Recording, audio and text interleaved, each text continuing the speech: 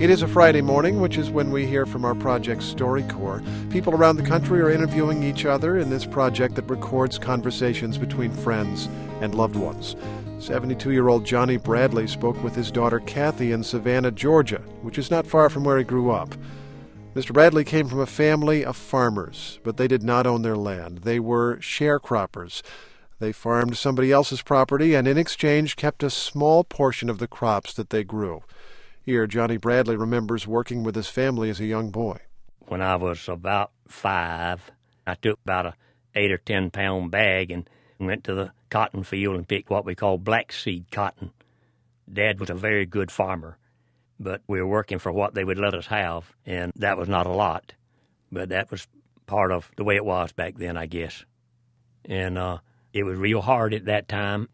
We eat rice and peas one day. The next day we'd eat peas and rice. But I recall the day we got electricity to our house. I believe it was in 1943 or 44. I remember we were privileged to get us a Philco radio where we could hear the Grand Ole Opry. And we thought we had died and went to heaven. On a Saturday night, all the neighbors gathered round and sit there till midnight listening to the radio. Thought that was the greatest thing since Pepsi-Cola come out.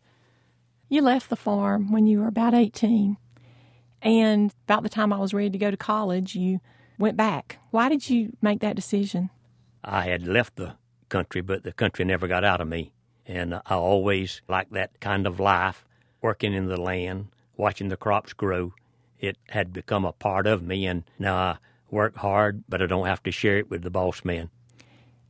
What do you think you learned from that experience that might be valuable to somebody today who is facing the economy the way it is now? Well, my dad had taught me that if a man knocks you down and you can't get up, you bite him on the leg.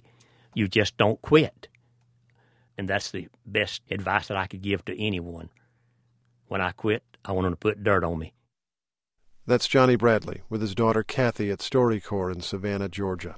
Their conversation will be archived at the Library of Congress along with all StoryCorps interviews, and you can get the podcast at npr.org. I'm just a plain old country boy from way down on the farm.